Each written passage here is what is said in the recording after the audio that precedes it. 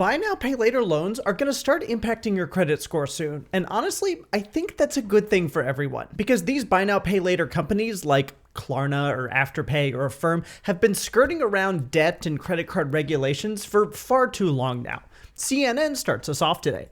Buy now, pay later loans will factor into Americans' credit scores. How well or how poorly Americans are managing their buy now, pay later loans could soon be reflected in their credit scores. FICO plans to launch a suite of credit card scores later this year that incorporate BNPL data, providing lenders a window into what's been a big blind spot: consumers' repayment behavior on these increasingly popular installment loans. And this is really important because lenders like banks and such that give out mortgages need to understand your finances really well in order to give accurate rates and know whether to approve people or deny people for these loans. And when they're giving loans, a really important thing they need to know is what's called your debt to income ratio, or how much debt you have versus how much income that you're actually making. And the FDIC actually has a pretty helpful section on this.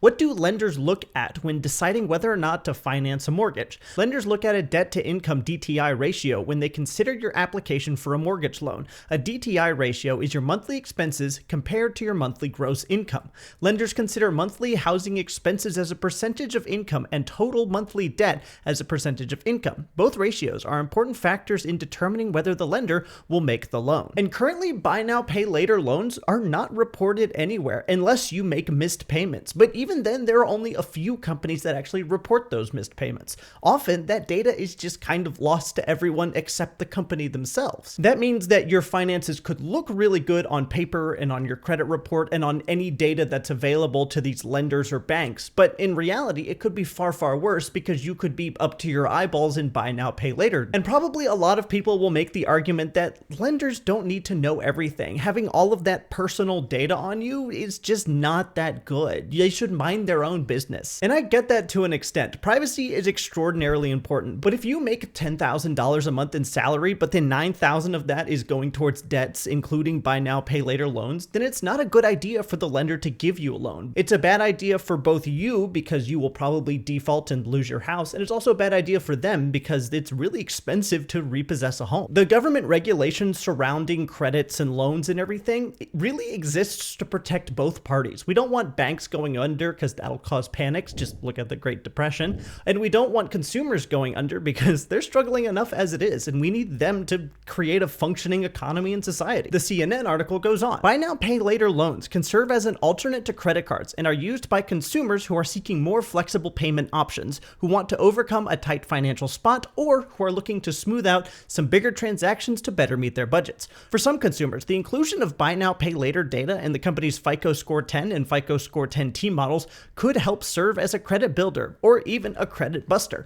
And I think we're kind of getting into propaganda territory here. The article describes buy now, pay later loans as an alternative to credit cards, but they're not really an alternative. Rather, they're just a way that companies are preying on people who feel like they have no other choice. People who have enough money to just purchase things already just do the purchasing, either via credit cards that they have enough money to pay off at the end of the month, or using debit cards or cash. These are not people that are looking for alternative options or another way to pay for stuff. By and large, it's people who are so poor or so desperate or have such bad credits that they're physically not able to purchase these things any other way. The article also says that this could help serve as a credit builder, but I don't think that's realistic either because nobody is using buy now, pay later to build credit scores. They are using it to actively avoid having any debts or loans that they're taking out reported on their credit. One of the huge appeals of buy now, pay later for people with lower incomes is if you take out a loan and then don't pay it back, there's a high possibility that's not reported and it won't negatively impact your score at all. And that's really good for you if you've got a very low score in the,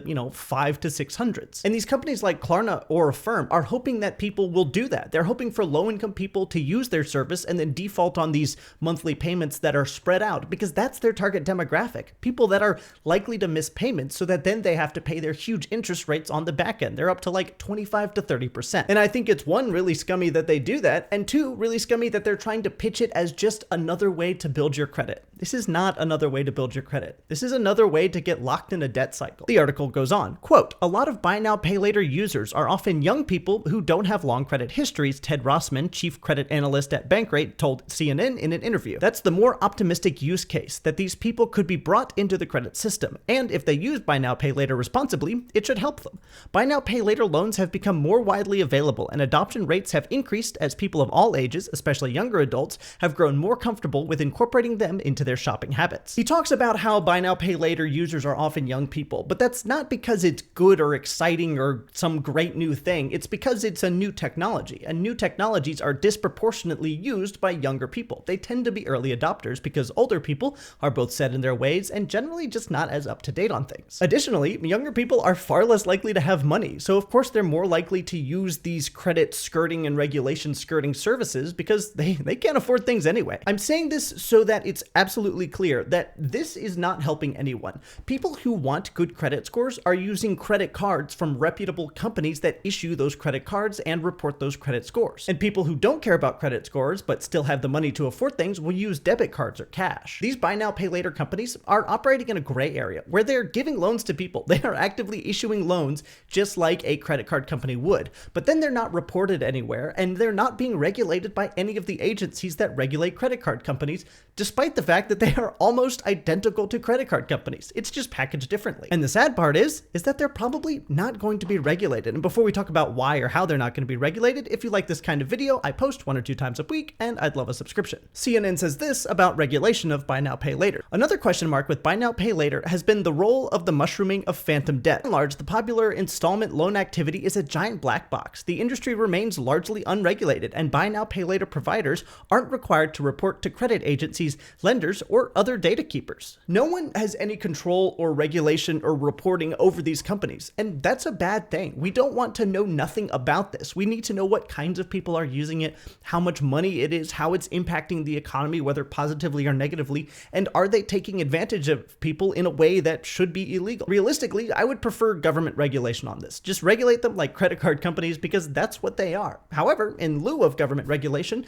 I'm actually fine with FICO stepping in. I want to be clear, I'm not opposed to tech, to innovation, or even to capitalism. I think it's great. It's done a lot of good, but this is not any of those things. This is basically just loan sharking, except this time it's in an iPhone app. The whole concept of loaning poor people money and then charging absurd interest rates when they are inevitably unable to pay it back is so old that it's literally referenced in the Bible in Exodus, saying that you shouldn't take out usury or excessive interest on loans against poor people. And while I don't think the FICO score solution is perfect, at least lenders will have some visibility into buy now, pay later loans, and that way they won't overloan people money that they're unable to pay back because there was some mysterious phantom debt out there that nobody knew about. Buy now, pay later is literally just credit and credit cards with the shiny new coat of paint to attract customers that don't know any better and investors hoping to make a quick buck off of these people that just don't know any better. It's predatory and mostly bad for almost everyone. And to be clear, these companies know this, and that's why they're trying so hard to avoid regulation. Honest companies providing an honest product with honest service